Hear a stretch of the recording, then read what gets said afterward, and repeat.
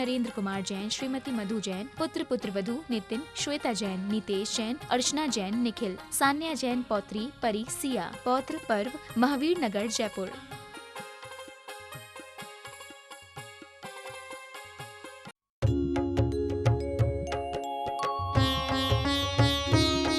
शंका समाधान। बोलिए देवादिदेव खजानाथ आदिनाथ भगवान की जय जय जय। बोलिए प्रातः स्मरणीय संत शिरोमणि परम पूज्य 108 आचार्य गुरुवर विद्यासागर जी मुनि महाराज की जय जय जय। बोलिए गुणायतन प्रणेता शंका समाधान प्रवर्तक प्रखर वक्ता परम पूज्य 108 मुनिवर श्री प्रमाण सागर जी मुनि महाराज की जय जय जय। बोलिए परम पूज्य मुनि श्री विराट सागर जी मुनि महाराज की। उपस्थित धर्म श्रद्धालु सज्जनों, माताओं एवं बहनों, मध्य प्रदेश के बड़वानी जिला अंतर्गत स्थित 52 गजा चूलगिरी स्थित क्षेत्र के पावन परिसर में आयोजित आज के शंका समाधान के कार्यक्रम में यहाँ उपस्थित स्थानीय श्रद्धालुजन तथा देश और विदेश के विभिन्न स्थानों से पधारे उपस्थित श्रद्धालुजन, उन सबों का तथा उन सभी दर्शकों और श्रोताओं का जो आज यहाँ आयोजित शंका समाधान के कार्यक्रम का सीधा प्रसारण घर बैठे देख रहे हैं, आनंद ले रहे हैं। पारस चैनल, जिनवाणी चैनल एवं प्रमाणिक ऐप के माध्यम से मैं उन सबों का 52 गजा चूलगिरी क्षेत्र ट्रस्ट कमेटी और धर्म प्रभावना समिति की ओर से हार्दिक हार्दिक अभिनंदन करता हूं। मैं आपको लिए चलूं शंका समाधान की ओर, उसके पूर्व कुछ घोषणाएं हमारे पास आई हुई हैं। मैं जरूर उनके नाम की घोषणा करना चाहता हूं। पूज्य गुरुदेव की प्रेरणा से बाल पीड़ितों के लिए लगातार राशि आ रही है। श्री 1008 वासुदेव जिनालय रामपुरा सागर, इन्होंने 36,500 रुपये की राशि दी है। श्री दिगंबर जैन समाज बैरागढ़ भोपाल, इन्होंने भी 31,000 रुपये की राशि दी है। और श्री संजय बिल्डिंग अशोक गार्डन भोपाल, इन्होंने भी बाढ़ पीड़ितों के लिए 21,000 रुपये की राशि दी है। श्री प्रवीण कुमार जी जैन, श्री महिला मंडल भोलानाथ नगर सादरा, श्री कैलाश जी जैन सेवा निवृत्त जज इंदौर, इन्होंने 11,000 रुपये की राशि दी है। बाढ़ पीड़ितों के लिए जोरदार अभिनंदन कीजिए। बंधु जीव दया के लिए भी एक स्वीकृति आई है हमारे पास, 21,000 रुपया। संजय बिल्डिंग अशोक गार्डन, इन्होंने संलेखना होने पर पुण्य चेतना में दान बोला है। गुरुवर से आशीर्वाद की भी कामना है। और सखुन दीदी की ये बहन जी ने बोला है। चलिए, और बंधु पूज्य आचार्य श्री के आशीर्वाद और गुरुवर की प्रेरणा से शाश्वत क्षेत्र सम्मेत शिखर जी स्थित गुणायतन के पावन परिसर में सहस्कुट जिनालय सहकीर्ति स्तंभ में विराजित होने वाली प्रतिमा के पुण्यार्जकों की एक बड़ी लंबी चौड़ी लिस्ट आई है। कम से कम 51, 54, 55 है। तो मैं सबके नाम तो आज नहीं बोल सकता हूं।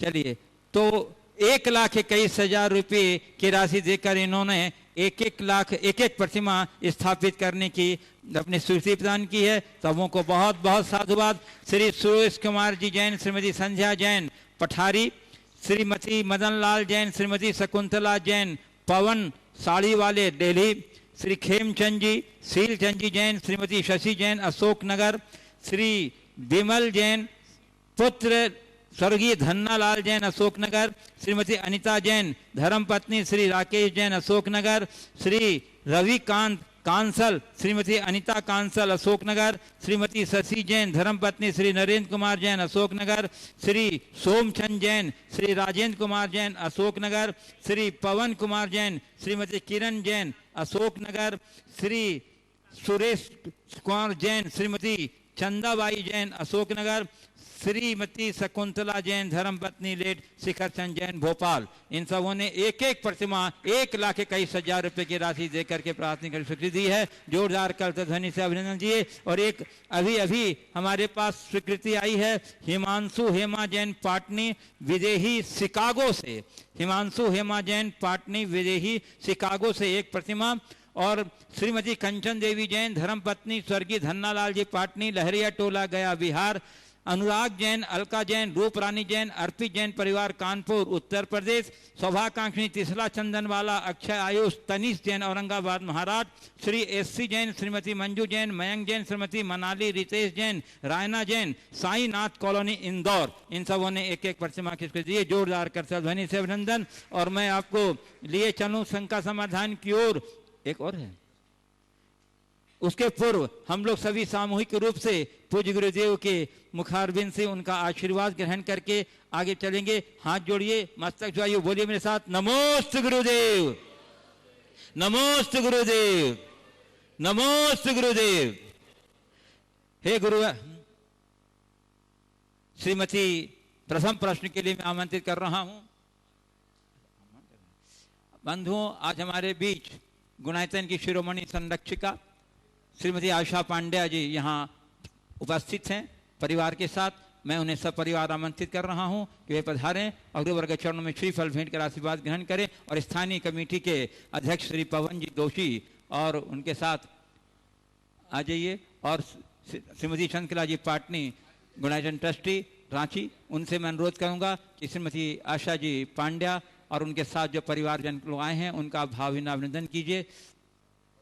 हाँ, श्रीमती प्रवीणा पहाड़िया, वो भी सम्मान के इस क्रम में यहाँ अपनी योगदान देने के लिए चले आए।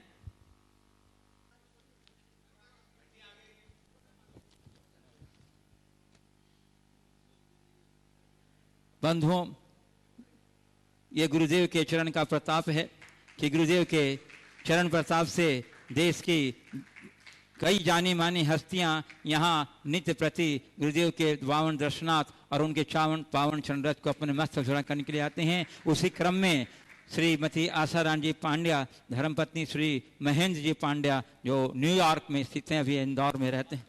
हाँ, आप जिनको प्रश्न करना था प्रश्न लीजिए। हाँ, आप, और मैं इनसे अनुरोध करूंगा कि आप अपनी जिज्ञासा भी प्रस्तुत करें। चलिए। नमोस्तु महाराज जी। ओ रिश्ते की डोरी बहुत पतली होती है, टूटने में देर नहीं लगती, तो इस डोर को हम मजबूत कैसे बनाएं? देखिए, जब हम छोटे थे पतंग उड़ाया करते थे। आप पतंग धागे से उड़ाते थे। धागे को मजबूत करने के लिए उसमें मंजा लगाते थे, अरारोट, कांच का चूरा और अन्य अनेक प्रकार की चीज़ें। उससे उसमें मंजा लगाते थे तो धागा पक्का हो जाता था। तो जैसे धागे को पक्का बनाने के लिए उसमें मंजा लगाना पड़ता है, रिश्तों की डोर को मजबूत बनाने के लिए आत्मीयता, उदारता, स्नेह और सद्भाव का मंजा लगा दो, वो डोर अटूट बनेगी, कभी नहीं टूटेगी। तो गुरुदेव, कुछ ऑनलाइन जिज्ञासाएं आपके अनुमति से लेना चाहता हूं। डॉक्टर कल्पना मेहता मेहसाना गुजरात से पूछ रही हैं, जिस स्वतंत्रता में गलती हो जाने पर दंड की व्यवस्था हो, उस स्वतंत्रता को क्या प्रतंत्रता नहीं कही जाएगी? मैं यह भी जानना चाहती हूं कि वस्तुतः स्वतंत्रता का अर्थ क्या है? देखिए, सवाल बहुत अच्छा पूछा है। जिस स्वतंत्रता में गलती हो जाने पर दंड का विधान हो, क्या वह स्वतंत्रता परतंत्रता नहीं है? देखिए, दंड और परतंत्रता दोनों में बड़ा अंतर है। न्याय व्यवस्था और अनुशासन को कायम करने के लिए दंड का विधान है, और उस दंड के विधान के बिना हम अपनी सामाजिक संहिता को सुरक्षित नहीं रख सकते। वहाँ परतंत्रता नहीं है। परतंत्रता तब है जब बिना गुनाह के आदमी को बंधन मिले, जहाँ व्यक्ति अपनी इच्छा से कुछ न कर सके। हम कितने भी स्वतंत्र हैं, पर संविधान से तो हर व्यक्ति को बंधना ही पड़ेगा। स्वतंत्रता का ये अर्थ नहीं कि हम कुछ भी करने को आज़ाद हों। स्वतंत्रता का मतलब अपनी सीमा में हमारी आज़ादी हो। जैसे क्रिकेट का खेल खेलने वाले खेल खेलते हैं तो वो अपने खेल के लिए स्वतंत्र हैं, लेकिन उनकी कुछ सीमाएं भी हैं। बैट्समैन अपने क्रीज से आगे नहीं जाता और फील्डर बाउंड्री से बाहर नहीं जाते। क्रीज पर कुछ भी किसी तरह से खेलने और न खेलने की उसकी आज़ादी है, और पूरे ग्राउंड में फील्डर्स को दौड़ने की आज़ादी है। लेकिन यदि ये आज़ादी पूरी आज़ादी बन जाए तो क्रिकेट का मज़ा ही खत्म हो जाएगा। ऐसे ही समाज की और देश की व्यवस्था भी तभी तक कायम होगी जब तक हम अपने संविधान से बंध करके चलेंगे। वहाँ डंडा किसी को प्रताड़ित करने के लिए नहीं दिया जाता, अपितु एक व्यक्ति की दंड से दूसरे प्रेरित हों और जिसने अपराध किया उसमें कुछ सुधार हो, इस पुनीत भावना से ही दंड का विधान होता है। इसलिए दंड की व्यवस्था को परतंत्रता नहीं अपितु राज्य का एक अंग मानना चाहिए। पूज्य गुरुदेव, श्रीमती वीणा सरावगी कोलकाता से पूछ रही हैं, पर्यूषण पर प्रारंभ होने वाला है, हम इसे परंपरा का ढंग से हटकर किस प्रकार मनाएं ताकि सर्व सामान्य जन अपनी दैनंदिन व्यवहारिक क्रियाओं को भी कर सके और जीवन के विकास का कोई सूत्र भी पा सके। बहुत अच्छा सवाल है। पर्यूषण पर्व अब बस 2 दिन बाद आने वाला है, आगामी मंगलवार से, मंगलवार है 3 तारीख से। तो 3 तारीख से पर्यूषण आया है। आपने पूछा है कि पारंपरिक तरीके से न मनाकर हम किस तरह से मनाएं जिससे कि ताकि हमारा व्यवहारिक क्रियाओं, अपनी दैनंदिन व्यवहारिक क्रियाओं को भी कर सकें और जीवन के विकास का कोई सूत्र भी पा सकें। देखिए, प्रायः पर्यूषण की जब कभी भी बात आती है, लोग सुबह से पूजा पाठ में मगन होते हैं, व्रत उपवास करते हैं, एकासन करते हैं, खान पान पर नियंत्रण करते हैं। ये हमारी पारंपरिक रीत है। लेकिन मैं चाहता हूँ इस पर्यूषण को हम अपने जीवन के आध्यात्मिक प्रशिक्षण पर्व के रूप में मनाएं। 10 दिनों में हम कुछ ऐसी प्रेरणा प्राप्त करें जो हमें शेष 355 दिन तक अपने आप पर नियंत्रण रखने में सक्षम बना सके, अपने परिणामों को निर्मल बनाने में समर्थ बना सके। ये प्रयास होना चाहिए। इसके लिए हम क्या करें? पर्यूषण पर्व विशुद्धतया आध्यात्मिक पर्व है। इन दिनों हम कुछ आत्मचिंतन मनन करें, ध्यान करें, जिससे हम अपने अंदर कुछ ऊर्जा ग्रहण कर सकें। क्षमादि की भावनाएं भाएं एकांत में बैठकर हम लोगों को इनका उपदेश सुनने को मिलता है। धार्मिक क्रियाओं के रूप में जो हम कर सके करें, पर कुल मिलाकर ये 10 दिन हमारे लिए ऐसे प्रायोगिक बन जाए कि उन दिनों हम पूरी तरह आत्म केंद्रित हो सके, अपने जीवन की वास्तविकता को पहचानते हुए हम सब कुछ क्रियाएं करें, लेकिन अपनी सीमा के भीतर। आप अपने व्यवहारिक जीवन में, आपका सवाल है कि कोई बदलाव ना आए और सब कुछ हो।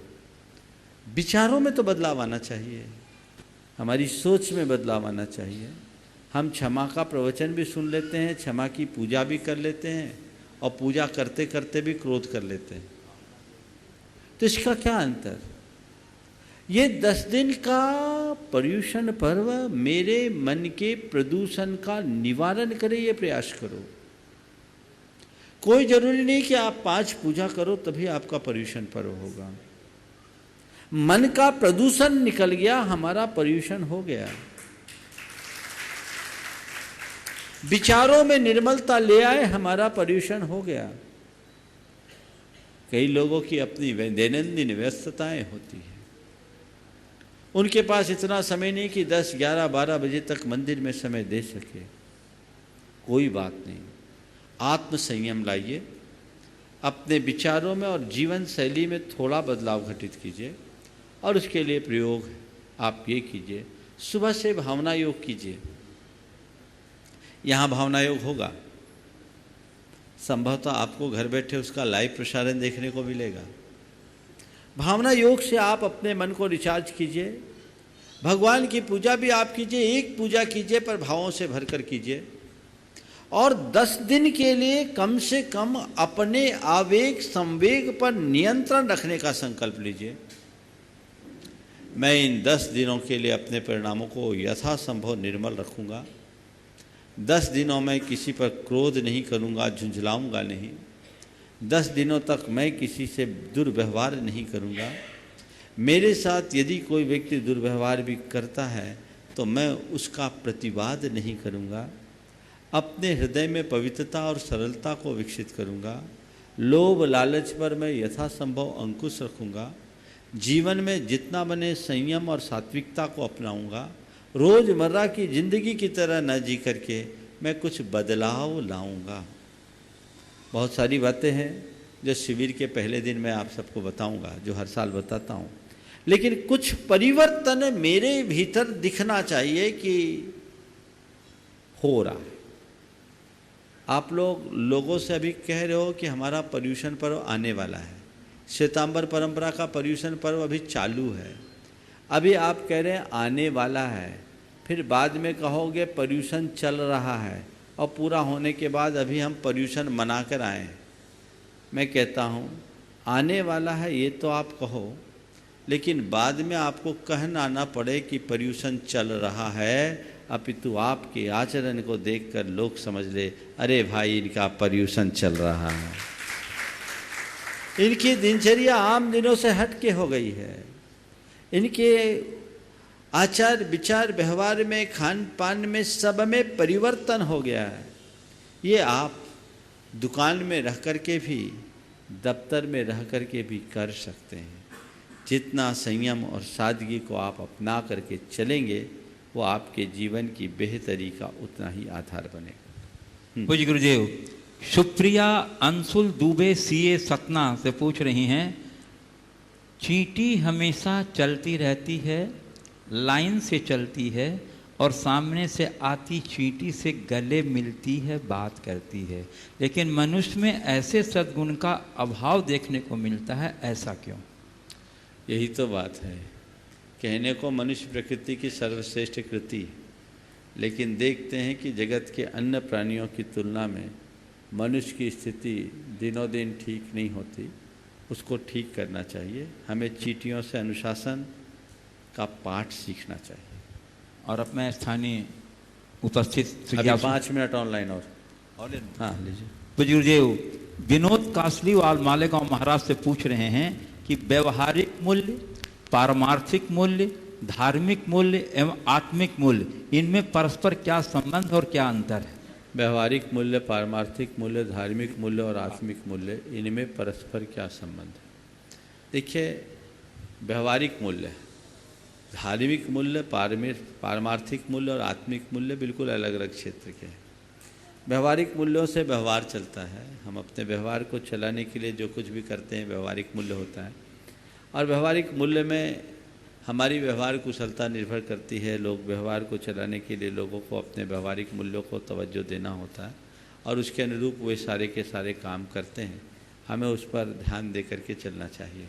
जो हमारा लोग व्यवहार है, किसी को तकलीफ़ ना हो, किसी के लिए मेरा बुरा इम्प्रेशन ना पड़े, मैं समाज में अपनी छवि को ठीक तरीके से मेंटेन करूं, मैं अच्छा दिखूं, ये जो सोच है ये व्यवहारिक मूल्य से अभिप्रेरित है। धार्मिक मूल्य है जो ये बोलता है कि मुझे अच्छा करना है, बुरा नहीं करना है। 4 शब्द में कहता हूँ, मैं अच्छा दिखूं, मैं अच्छा करूं, मैं अच्छा पाऊं और मैं अच्छा बनूं। एक चीज़ और जोड़ देता हूँ आपके साथ, व्यवहारिक मूल्य, धार्मिक मूल्य, आपने पारमार्थिक और आत्मिक मूल्य पूछा है। पारमार्थिक और आत्मिक मूल्य लगभग एक से है। इनकी जगह एक और जोड़ देता हूँ, व्यापारिक मूल्य। और इन चारों को इन 4 शब्दों से, 4 भावनाओं से जाना जा सकता है। मैं अच्छा दिखूं, ये व्यवहारिक मूल्य है। मैं अच्छा पाऊं, ये व्यापारिक मूल्य है। मैं अच्छा करूं, ये धार्मिक मूल्य है। और मैं अच्छा बनूं, ये पारमार्थिक या आत्मिक मूल्य है। बस ये हमारे अंदर घटित हो जाए, सब घटित हो जाए। और आज अंतिम ऑनलाइन प्रश्न श्रीमती शारिका सेठी गया बिहार से पूछ रही हैं, गुरुवर आंसुओं का हमारे जीवन से क्या संबंध है तथा इनकी यथार्थ भाषा को समझने का प्रयत्न किस प्रकार हो सकता है, क्योंकि कहा जाता है कि आंसू घड़ियाली भी होते हैं। देखिए, आंसू के संदर्भ में अभी तक वैज्ञानिकों को ये पता नहीं लग पाया कि आंसू क्यों आते हैं, लेकिन सभी का अनुभव ये जरूर बताता है कि आंसू बह जाने के बाद सभी का मन हल्का हो जाता है ना। तो मन हल्का हो जाता है अगर थोड़े से आंसू की धार आ जाती है। हालांकि भावुकता के क्षणों में आंसू ज़्यादा आती है। जिनके हृदय में भावुकता अधिक होती है उनके आँखों से आंसू ज़्यादा आती है। जो कम भावुक होते हैं वो आंसू को पी लेते हैं। आपने पूछा कभी कभी आंसू घड़ियाली भी होते हैं। वो घड़ियाली आंसू अलग चीज़ है, पर एक दूसरे के जीवन से प्रभावित होकर जो हमारी संवेदनाओं की धार बहती है, यथार्थ वही आंसू। निरंजना आशा बड़ौदा और उसके बाद तैयार रहेंगे अभय कासलीवाल वेशु सूरत। ओ नमोस्तु महाराज जी। महाराज जी, हम जो दान ATG के थ्रू करते हैं और उसका जो हमें रिटर्न मिलता है, क्या वो निर्माल्य की कोटि में आएगा? ऐसे निर्माल्य तो नहीं कहेंगे, ये बेनिफिट आपने लिया है और आपने कंडीशनली दिया है कि हम दान दे रहे हैं, इसमें हमें ATG की छूट मिल रही है, तो उससे हमें लाभ मिल रहा है। पर इसमें एक दूसरा पहलू है। आप लोग जो टैक्स देते हैं, लोग टैक्स को टैक्स की दृष्टि से देखते हैं और मेरी दृष्टि से टैक्स को देश के विकास के लिए किया जाने वाला योगदान मानना चाहिए। अगर आप योगदान मान करके टैक्स देते हैं तो फिर दान में उनको बचाने की कोई चाह आपके मन में नहीं होगी। फिर भी जिनका अल्प बजट है और वो इसका लाभ लेकर देना चाहते हैं तो ये निर्माल्य नहीं है, सरकार के द्वारा दी गई एक सुविधा का लाभ है, कोई हानि नहीं। अभय कासलीवाल वेशु सूरत यूनाइटेड ट्रस्टी। उसके बाद तैयार रहेंगे। एक मिनट, बच्ची पूछेगी, बोलो। नमस्ते नमस्ते महाराज जी। मेरा प्रश्न ये है कि जब बारिश होती है तब हम अपने घर जाते हैं, पर जब तेज बारिश होती है तब सारी झोपड़ियाँ डूब जाती, तो उनके लिए हम क्या करें? बहुत अच्छा, बड़ा संवेदनशील प्रश्न है इस बच्ची का। हम तो अपने घरों में घुस जाते हैं, लेकिन जो छोटे छोटे झुग्गी झोपड़ियों में रहते हैं उनके लिए हम क्या करें? हमेशा भावना भाव कि सभी जीव सुखी रहे, किसी के ऊपर कोई कष्ट ना आए, किसी की आपत्ति दूर ना आए, और भगवान हमें इतना समर्थ बना दो कि हम सबके दुखों को दूर कर सकें। नमस्ते। अभय कासलीवाल वेशु सूरत यूनाइटेड ट्रस्टी। तैयार रहेंगे शशि नेमी चंद जैन फरीदाबाद। नमोस्तु महाराज जी। सकल दिगंबर जैन समाज सूरत की तरफ से नमोस्तु और हमारे परिवार की तरफ से नमोस्तु। महाराज जी, हमारा प्रश्न है कि मनुष्य के स्वभाव में क्रोध आना लगभग तय है। मनुष्य के स्वभाव में क्रोध आता है, व्यवहारिक जीवन में, व्यापारिक जीवन में और धार्मिक जीवन में क्रोध आता ही है। तो महाराज जी, वो क्रोध जो हमको आता है उसका हमको पाप क्या लगता है और उससे निकलने का कोई उपाय बताइए महाराज जी। देखिए, क्रोध आना और क्रोध में पागल होना, इसमें अंतर है ना। क्रोध आता है, आपने कहा मनुष्य जीवन में क्रोध आता है, आए, कोई आश्चर्य नहीं, कोई हर्जा नहीं। लेकिन क्रोध में पागल हो जाओ तो इससे कम खतरा नहीं। तो क्रोध आता है, आने दो, पर क्रोध में पागल कभी मत बनो। क्रोध में अपने आप को संभालो। आपने पूछा इससे क्या पाप होता है? अरे पाप हो या न हो, संताप तो होता ही है। क्रोध से कौन खुश रहा है, क्रोध से कौन शांत रहा? अभी संताप है, आगे पाप। इसलिए क्रोध से बचना चाहते हैं तो अपने भीतर अवेयरनेस जागृत कीजिए और हमेशा ये भावना भाएं कि हम सदा शांत रहें, शांत रहें, शांत रहें। भावना योग उसमें एक सबल निमित्त बन सकता है। शशि नेमीचंद फरीदाबाद। उसके बाद तैयार रहेंगी श्रीमती प्रतिभा गोधा जयपुर। नमोस्तु महाराज जी, मेरे परिवार की ओर से सब बच्चों की तरफ से नमोस्तु नमोस्तु नमोस्तु। ज़िंदगी में चलना और रुकना दोनों ज़रूरी है। मेरा प्रश्न यह है कि जीवन की यात्रा को सुगम बनाने के लिए कब रुकना चाहिए और कब चलना चाहिए? चलना रुकना जरूरी है। कब रुकना चाहिए, कब चलना चाहिए? जब पाप आने लगे तो रुक जाओ, और जब धर्म का मौका आने लगे तो चलना शुरू कर दो। नमस्ते महाराज, नमस्ते। श्रीमती प्रतिभा गोथा जयपुर, उसका तैयार नहीं श्रीमती पुष्पा सोगानी जयपुर। गुरुदेव के चरणों में बारंबार नमोस्तु नमोस्तु नमोस्तु। गुरुदेव, प्राय देखा जाता है कि थोड़ी सी अनबन होने पे ही लोग आपस में एक दूसरे से बात करना बंद कर देते हैं और रूठ जाते हैं। और हमने ये भी सुना है कि रूठी हुई खामोशी से बोलती हुई शिकायतें बहुत अच्छी होती है। तो गुरुदेव, ऐसा क्या करें कि आपस में परस्पर में संवादहीनता न बने और बोलचाल बना रहे? बहुत अच्छा वाक्य आपने कहा है कि रूठी हुई खामोशी से, शिकायतों से भरी बोलचाल ज़्यादा अच्छी है। आपने पूछा है ऐसा हम क्या करें ताकि हमारी संवादहीनता ना हो, संवाद कायम बना जाए। कभी किसी से रूठो मत, और यदि कोई रूठ जाए तो मैं ऐसा लगता है कि वो हमसे किसी कारण से रूठा हुआ है, प्रत्यक्ष जाकर हाथ जोड़ लो, उससे क्षमा मांग लो, उसकी शिकायतों को समाप्त करने की कोशिश करो और उससे कहो कि हमें रूठी हुई खामोशी नहीं चाहिए। हम शिकायतें भी करेंगे पर साथ रहेंगे। आपको मुझसे कोई शिकायत है आप कहिए, मैं यथासंभव उसे दूर करना चाहूँगा, लेकिन इस तरह से रूठ कर हम क्या पाएंगे? यदि व्यक्ति तुरंत के तुरंत सामने वाले से अपना संवाद कायम करता है और उसके मन के भ्रम को निकाल देता है तो मैं समझता हूँ इस तरह की दुविधा फिर कभी हावी नहीं होगा। नमोस्तु। श्रीमती पुष्पा सोगानी जयपुर, उसके बाद तैयार रहेंगी श्रीमती रजनी जैन कछालिया। नमोस्तु गुरुदेव, नमोस्तु गुरुदेव, नमोस्तु गुरुदेव। गुरुदेव, वैज्ञानिक ढूंढ रहे हैं कि मंगल पे जीवन है या नहीं, पर वे इस बात से बेखबर है कि जीवन में मंगल है या नहीं। ऐसा क्यों? क्या विज्ञान में जीवन के मंगल का कोई स्थान नहीं है? बहुत अच्छी बात है। मंगल में जीवन है या नहीं इसका तो खोज अरसे से हो रहा है, पर जीवन में मंगल है या नहीं इसका किसी को पता नहीं। बात बिल्कुल सही है। विज्ञान के और धर्म में यही अंतर है। विज्ञान बाहर की चीज़ें खोजता है और धर्म भीतर की बातों से ताल्लुक़ रखता है। हम जीवन के मंगल को अगर खोजना चाहेंगे तो उसे बाहर नहीं खोज सकते, वो भीतर ही संभव है। तो हम भीतर खोजना शुरू करें, हम जीवन में मंगल होगा। ये बात यथार्थ है। मंगल में जीवन है या नहीं इससे हमें कोई लाभ होने वाला नहीं है, पर जीवन में मंगल हो तो इससे अच्छा लाभ कोई और दूसरा नहीं। श्रीमती रजनी जैन कछालिया, उसके बाद तैयार रहेंगी श्रीमती बिंदु काला बड़वानी। नमस्ते गुरुदेव।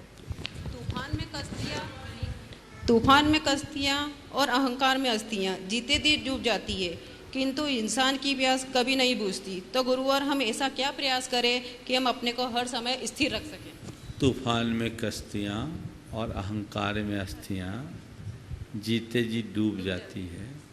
हम ऐसा क्या करें कि जीवन में, वाक्य बोलिए, क्या बोल रही हैं? ऐसा क्या प्रयास, किंतु इंसान की प्यास कभी नहीं बुझती। तो गुरुवर, हम ऐसा क्या प्रयास करें कि हम अपने को हर समय स्थिर रख सकें? बस इन लाइनों को रोज याद कर। यदि मनुष्य जीवन की वास्तविकता को समझ ले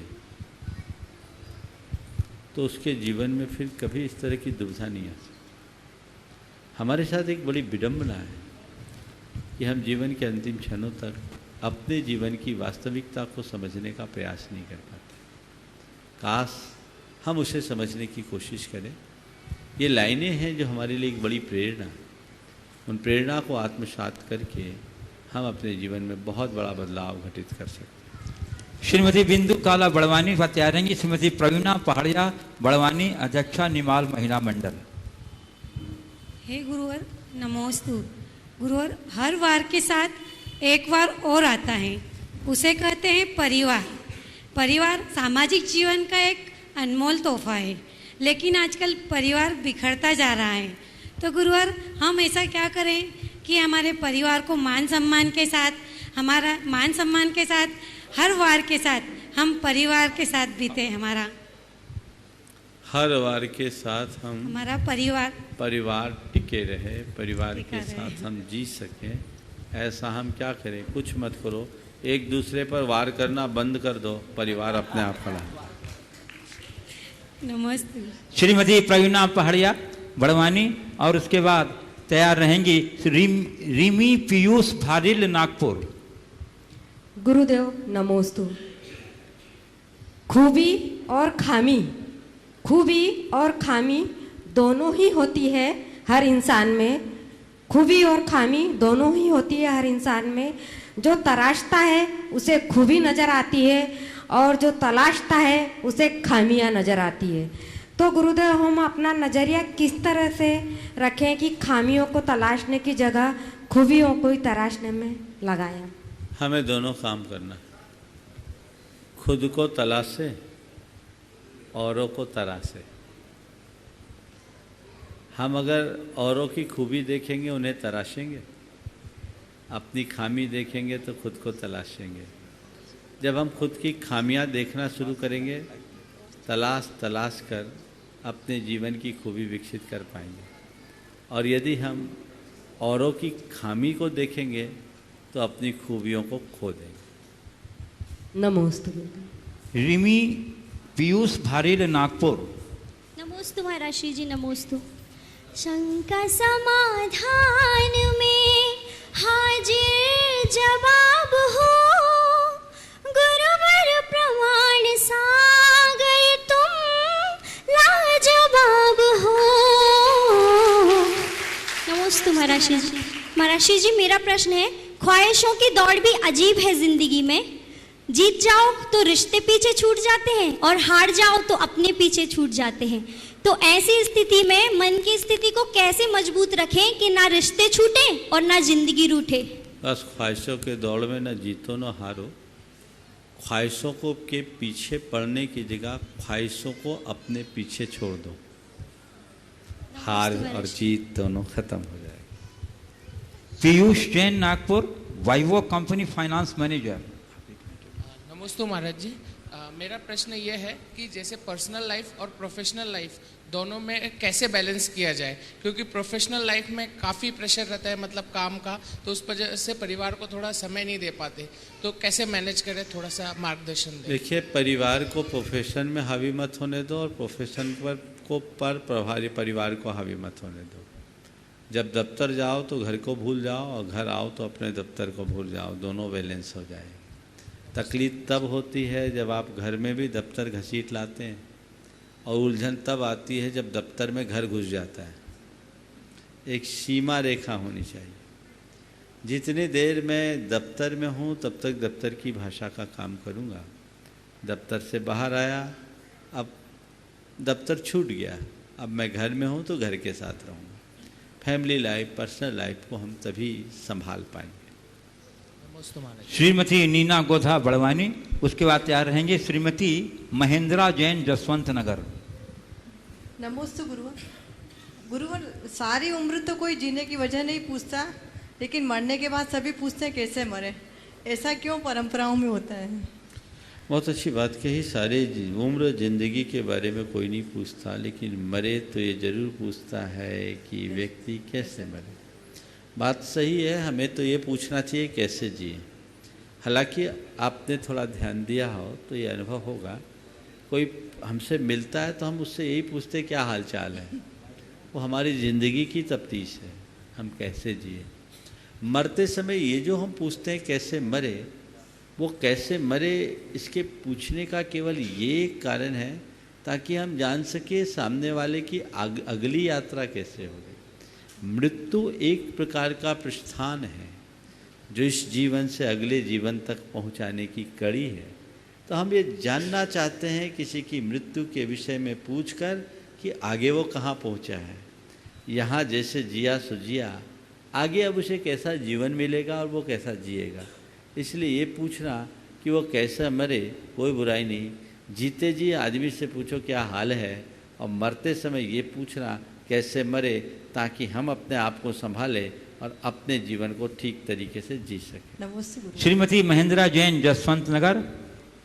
नमोस्तु महाराज जी। और उसके बाद तैयार रहेंगी मेरे श्रीमती परिवार चंद्रकला जी की तरफ से पाटनी, नमोस्तु, रांची। जसवंत नगर समाज की तरफ से नमोस्तु। महाराज जी, एक लंबे अंतराल के बाद आपका दर्शन पा रही हूँ, मन गदगद हो रहा है, बहुत प्रसन्नता हो रही है। महाराज जी, 2 लाइनों के माध्यम से आपसे अपने प्रश्न का उत्तर चाहती हूँ। निर्भय स्वागत करूँ मृत्यु का, निर्भय स्वागत करूँ मृत्यु का, मृत्यु एक है विश्राम स्थल, मृत्यु एक है विश्राम स्थल, जीव जहाँ से फिर चलता है, जीव जहाँ से फिर चलता है, काया रूपी वस्त्र बदलकर। महाराज जी, जीवन उत्सव दुर्भाग्यवश नहीं बन सका, परिस्थितियाँ बहुत प्रतिकूल रहीं, तो मृत्यु को महोत्सव कैसे बनाऊं, कैसे सहज बना जीवन जीऊं, मार्गदर्शन दीजिए। आपने पूछा जीवन को उत्सव नहीं बना सका तो मृत्यु को महोत्सव कैसे बनाऊं। बहुत ही सार्थक सवाल है। जीवन तो जितना बीतना था बीत गया, अब उसकी परवाह मत करो, जो बचा है उसे बचाने की कोशिश करो। मृत्यु को महोत्सव मनाने के लिए आत्मा की अमरता को जानना जरूरी है। हम आत्मा की अमरता को पहचानेंगे और अब जो समय बचा है उस समय का सत्कार करने की कोशिश करें। भेद विज्ञान को सामने रखकर मृत्यु के भय को दूर कर मौत से मैत्री स्थापित करने वाला अपने मृत्यु को मृत्यु महोत्सव में परिवर्तित कर सकता है। नमस्ते। श्रीमती चंद्रकला जी पाटनी, रांची यूनाइटेड ट्रस्टी। और तैयार रहेंगी शकुन दीदी, सागर। नमस्ते महाराज श्री, आज के बच्चे कहते हैं कि भगवान मंदिर जाने से क्या फ़ायदा, पूजा पाठ करने से क्या फ़ायदा, और जाप करते हैं, भगवान का नाम लेते हैं, तो उससे कर्म कैसे करते हैं, इसको वैज्ञानिक आधार से बताइए। सवाल बहुत अच्छा है। मैं इस सवाल को आज होल्ड रखता हूँ क्योंकि आज तकनीकी खामी है। ये सवाल बहुत सारे बच्चों का होता है। मैं देख रहा हूँ कि आज उत्तर दे दूंगा तो यहाँ के लोग तो लाभान्वित होंगे, पर बाकी लाभान्वित नहीं हो सकते, इसलिए इसे होल्ड रखता हूँ। तो शकुन दीदी, सागर। हाँ। और उसके बाद तैयार रहेंगी वंदना मोतीलाल, पंचवाटकर, रिसोड, महाराष्ट्र। नमोस्तु महाराज जी। महाराज जी, गर्व, अभिमान और अहंकार में क्या फर्क? गर्व, अभिमान और अहंकार तीनों एक ही परिवार के संतान हैं। अगर देखा जाए तो तीनों का एक ही अर्थ है, पर आपने अंतर पूछा है तो मैं कुछ अंतर बना देता हूँ। गर्व सामान्य है, अभिमान अपनी योग्यता के अनुकूल सम्मान पाना, सम्मान की चाह करना, और अहंकार अपने गुणों के या अपनी योग्यता के नशे में चूर हो जाना, यह अहंकार। नमोस्तु। हे गुरुवर, मेरे और मेरे परिवार की ओर से त्रिवार नमोस्तु नमोस्तु नमोस्तु। हे गुरुवर, जब हम नियम लेते हैं तब नमोकार मंत्र पहले पढ़ना चाहिए या बाद में पढ़ना चाहिए? जब हम नमोकार मंत्र नियम लेते हैं तब नमोकार मंत्र पहले पढ़ना चाहिए या बाद में पढ़ना चाहिए? जब हम नियम लेते हैं तो नियम लेते समय नियम लेने का संकल्प लेने के प्रतीक स्वरूप नमोकार मंत्र पढ़ते हैं। तो नियम लिए और नमोकार मंत्र पढ़ लिए। नमोस्तु गुरुवर, नमोस्तु। मैं आमंत्रित कर रहा हूँ श्री इंद्रजीत जी। अभी नहीं, देखिए ना, कोई काम ही नहीं है, आगे पीछे देखो। चलिए, हाँ। प्रोफेसर यश सेठी बड़वानी। और उसके बाद तैयार रहेंगे, 2-3 नाम नहीं है, और उसके बाद यहाँ रहेंगे ये अरहंत अजमेरा बड़वानी। नमोस्तु गुरुदेव, नमोस्तु नमोस्तु नमोस्तु। गुरुदेव। हाँ बोलो। गुरुदेव, आपने सुबह प्रवचन में कहा था सूर्य के निकलने से पहले उसकी लालिमा फूटती है। तो ये जो हमारा क्षेत्र है, ये जो 52 गजा तीर्थ क्षेत्र है, आपका आगमन, पूर्णवती माता जी का आगमन, आगम सागर जी का आगमन, क्षमा सागर जी का आगमन, क्या ये साक्षात चलते फिरते सूर्यदेव के आगमन की निशानी है? देखिए, शायद आपको विस्मृति है, यहाँ सूरज बहुत पहले उग चुका है। अब दूसरे सूर्योदय की तैयारी करो, समझ गए? और भावना भाव कि जल्दी एक ऐसा सूरज यहाँ से उगे जिसकी किरणों से पूरा विश्व लाभान्वित हो। नमस्ते गुरुदेव। अरिहंत अजमेरा बड़वानी से तैयार हैं श्रीमती इंदिरा बज जयपुर। नमोस्तु महाराज जी, नमोस्तु महाराज जी, नमोस्तु महाराज जी। महाराज जी, नाव हमेशा किनारे पर सुरक्षित होती है, पर उसका उद्देश्य किनारे पर रहना नहीं होता। उसी तरह हमारा जीवन में भी धर्म जो हम करते हैं उससे हम लोग धर्म कार्य से सुरक्षित तो रहते हैं, लेकिन हमारे जीवन का मूल उद्देश्य क्या होना चाहिए? बस जीवन का वैसा ही उद्देश्य होना चाहिए जैसा नाव का उद्देश्य। नाव किनारे पर सुरक्षित है, पर नाव की उपयोगिता लोगों को किनारे पहुंचाने में। नाव किनारे पर रहेगी तो नाव की कोई उपयोगिता नहीं, पर लोग नाव पर सवार होकर किनारे पहुंचेंगे तो नाव की बड़ी उपयोगिता होगी। हमें भी चाहिए कि हम धर्म को अपनाएं, लेकिन धर्म को उसकी क्रिया तक सीमित न रखें। धर्म का सच्चा लाभ तब है जब हम धर्म की प्रयोजन को समझकर उसके फल को आत्मसात करने की चेष्टा करें, क्रिया को परिणाम में बदलने की कोशिश करें। जब हमारी क्रियाएं परिणाम में बदलती हैं तब हम धर्म का सच्चा रस लेने का सौभाग्य प्राप्त कर सकते हैं। श्री कैलाश चंद जी सेठी अजमेर जो 16 कारण के 32 उपवास संपन्न करने जा रहे हैं और शायद ये तीसरा वर्ष है, चौथा हाँ ये चौथा वर्ष है लगातार गुरुदेव के सानिध्य में ही करते हैं श्री कैलाश चंद जी सेठी। और उसके बाद तैयार हैं doctor PC Patni, Ellora united trustee एवं एलोरा से क्षेत्र के मंत्री। नमस्ते महाराज जी, नमस्ते महाराज जी। जब संलेखना में कोई रहता है तो उसको क्या अपनी आत्मा का दर्शन होता है या नहीं होता? देखिए, संलेखना के साधक को परिणति बिल्कुल अलग हो जाती है और शरीर के भेद विज्ञान हो जाने के कारण आखिरी दिनों में उसमें और प्रगाढ़ता आती है और प्रवृत्ति आत्मोन्मुखी हो जाती है। मैंने अपने सामने जो संलेखनाएँ कराई और देखी है उसमें एक दो उदाहरण अभी मेरे आंखों के सामने हैं कि आत्मदृष्टि किस भांति होती है। सन 2000 में हमारा विदिशा चातुर्मास हुआ। विदिशा के उदयगिरी क्षेत्र में चातुर्मास किया था। ललितपुर के एक सज्जन थे, उत्तम चंद जी, व्रती थे। गुरुदेव अमरकंटक में थे। उनकी बहन ब्रह्मचारिणी, बेटी ब्रह्मचारिणी थी। गुरुदेव से पूछा तो गुरुदेव ने कहा यहाँ की ऋतु अनुकूल नहीं है। हमारे लिए निर्देश दिया कि वहीं उनकी संलेखना करा दो। मेरे पास आए, बड़ी उत्तम रीति से उनकी संलेखना चली। सारे मीडिया के खास खबर बने हुए थे। सारे अखबारों के प्रमुख पेज पर उनके बारे में पूरी कवर स्टोरी छप रही थी। 20-20 हजार लोग सुबह से शाम तक आ रहे थे, जबकि हम विदिशा से 7 किलोमीटर की दूरी पर थे। आखिरी 4 दिनों उनका निर्जल उपवास था। चौथे दिन की बात है, मीडिया वाले आ गए, GTV वाले आ गए।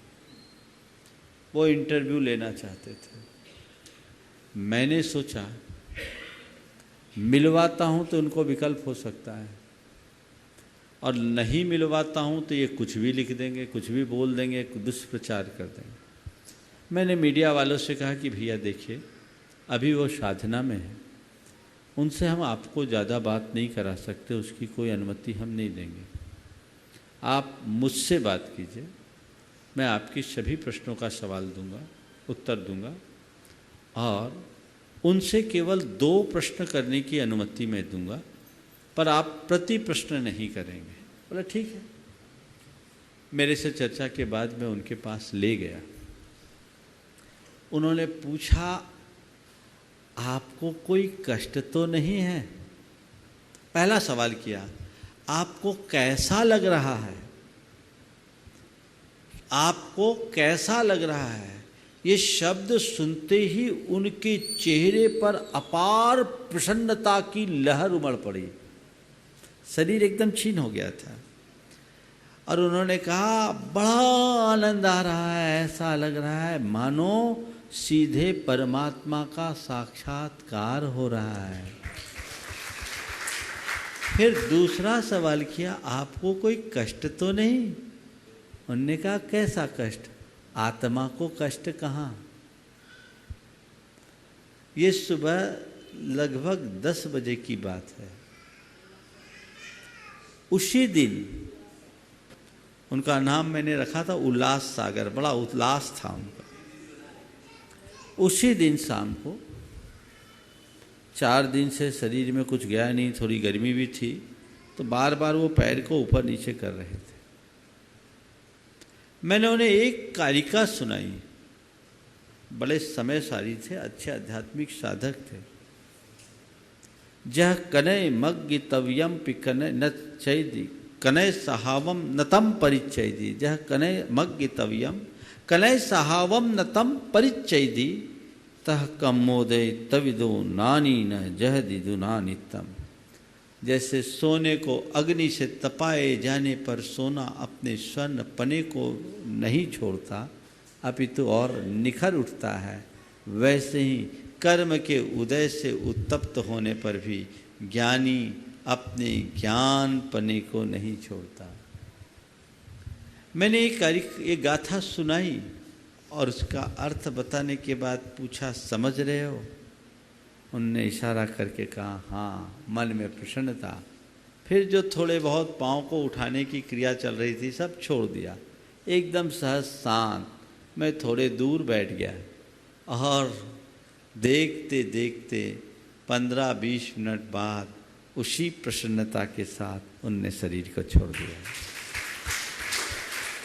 मैं आप सबसे कहता हूँ, अस्पताल में 100 प्रकार की चिकित्सा के बाद भी व्यक्ति के मुंह से आहें निकलती है, और गुरु चरणों में संलेखना लेने वालों के लिए नमोकार गूंजता है। ये अंतर है।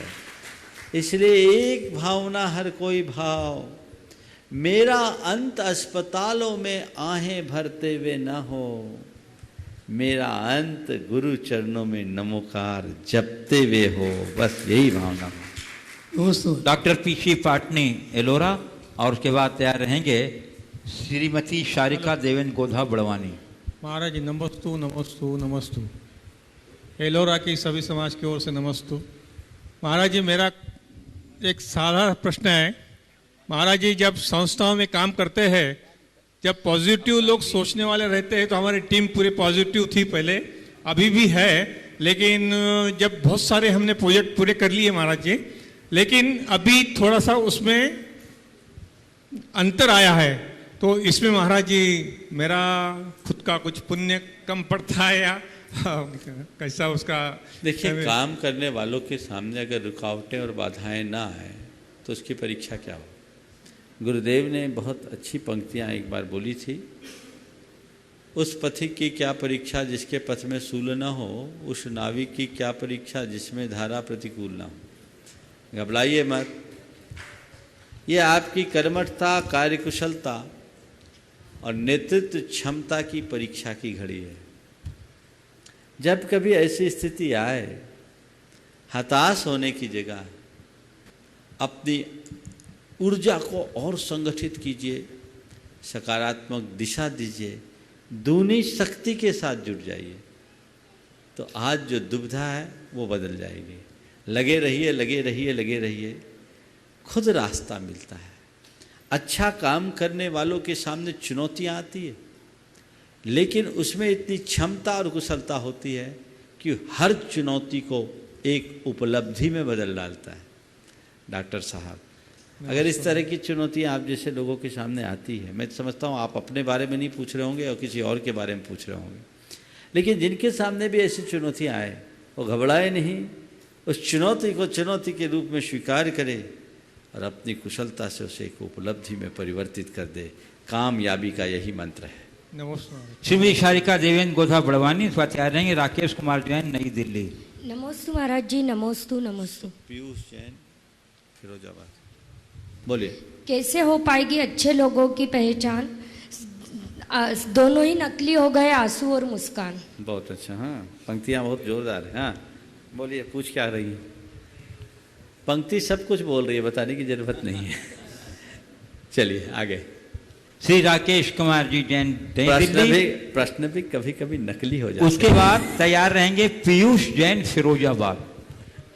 नमोस्तु गुरुदेव, नमोस्तु नमोस्तु गुरुदेव। मैं तो एक बात सलाह देता हूँ आप लोगों को, बहुत कुछ लोगों के प्रश्न बहुत अच्छे होते हैं, कुछ लोग भी मेहनत करके प्रश्न लाते हैं, पर व्हाट्सएप की पंक्तियों को प्रश्न मत बनाएं, क्योंकि जो सवाल आप करते हैं वो सारे ग्रुपों में घुमा हुआ होता है, तो उससे लोगों की रुचि कम होती है। जितने लोग भी प्रश्न करते हैं, मैं देख रहा हूँ यहाँ बहुत प्रतिभाशाली लोग हैं, बहुत अच्छे प्रश्न करते हैं, आप भी बहुत अच्छा करते हैं, पर स्वस्फूर्त प्रश्नों को करें। भले उसके शब्द आपके टूटे फूटे हो, लेकिन ऐसा हो जिससे सुनकर के लोगों को लगे क्या पूछा है, और लोगों को लगे या न लगे मुझसे आशीर्वाद मिले, बहुत अच्छा सवाल किया। ये तुरंत के तुरंत ऐसा सवाल कभी मत पूछो लगे क्या पूछ रही, कितना अंतर है। क्या प्रश्न पूछा है, क्या पूछ रहे, वाक्य एक ही है, लेकिन भाव में कितना अंतर है। यदि हम ये करेंगे तो बहुत अच्छा परिणाम आएगा। हाँ बोलिए। राकेश कुमार दिल्ली, उसका पीयूष जैन, फिरोजाबाद। नमोस्तु गुरुदेव, नमोस्तु नमोस्तु गुरुदेव। ये प्रश्न आपके सामने पहली बार नहीं आ रहा, पहले कई बार आ चुका है। आपसे भी कह रहा हूँ, आप प्रश्न अगर पहले से देखते हो, शायद देख नहीं पाते, व्हाट्सएप की पंक्तियों के कोई भी प्रश्न हो, हमारे पास फीडबैक आया है, इससे लोगों को थोड़ी तकलीफें हुई है। एकदम जिनका भी सवाल व्हाट्सएप की पंक्तियों से जुड़ा हो, वो सवाल ही ग्रहण मत कीजिए, चाहे वो कोई भी हो, थोड़ा सा सहयोग कर दीजिए, उनको प्रश्न बना दीजिए, ये चलेगा, लेकिन ऐसे प्रश्नों को स्थान मत दीजिए। चलिए। ये प्रश्न गुरुदेव आपके पास अनेकों बार पहले भी आ चुका है, लेकिन मैं एक बार फिर उठा रहा हूँ आपके सामने, क्योंकि अभी भी बहुत से लोग इसको समझ नहीं पाए हैं, और मेरा मकसद किसी को आहत करने का नहीं है, मैं पहले क्षमा याचना कर लेता हूँ।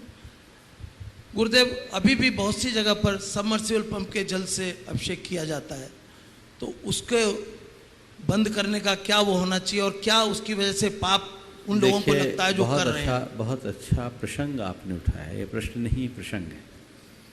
समाज को इसमें सोचना चाहिए, भगवान का अभिषेक भी यदि शुद्ध जल से नहीं कर पाए तो आप क्या कर पाओगे। प्रभु का अभिषेक शुद्ध जल से होना चाहिए, और उसके लिए हमारे पास 3 विकल्प है। या तो कुएं का जल हो, जो आजकल दुर्लभ होता जा रहा है। दूसरा अल्टरनेट जीवानी यंत्र, जिसमें बोरिंग में जीवानी यंत्र लगा करके पानी निकाल रहे हैं, और पानी को शुद्ध रीति से छान कर लोग उपयोग कर रहे हैं। देश में अनेक स्थानों में हुआ, थोड़ी सी जगह में हो जाता है।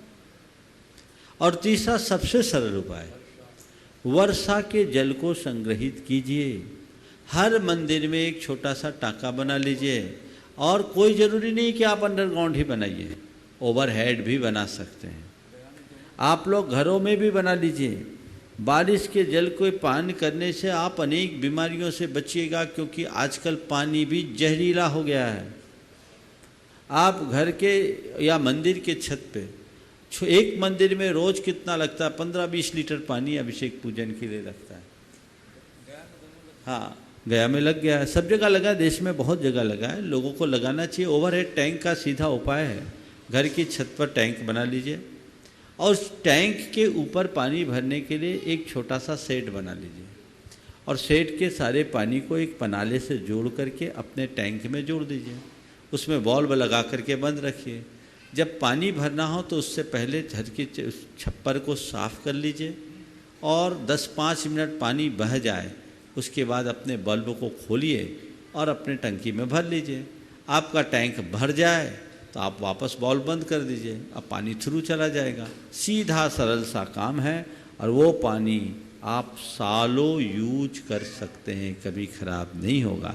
बस अगर आप सीमेंटेड टैंक बनाते हैं तो आपको उसमें 1 महीने तक पानी पहले से भरकर रखना चाहिए, चाहे वो बारिश का वह सामान हो। वो 1 महीने तक पानी नहीं भरोगे तो सीमेंट की स्मेल आ सकती है।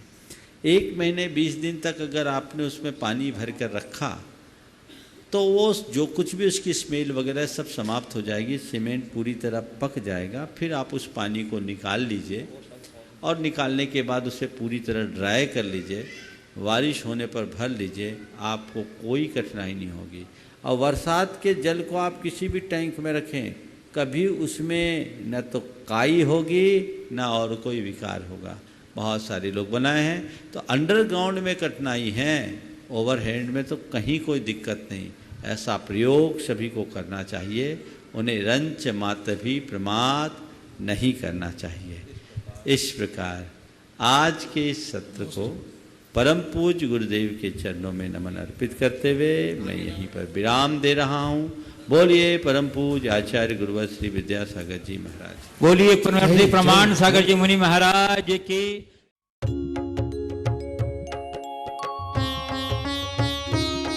शक का समाधान।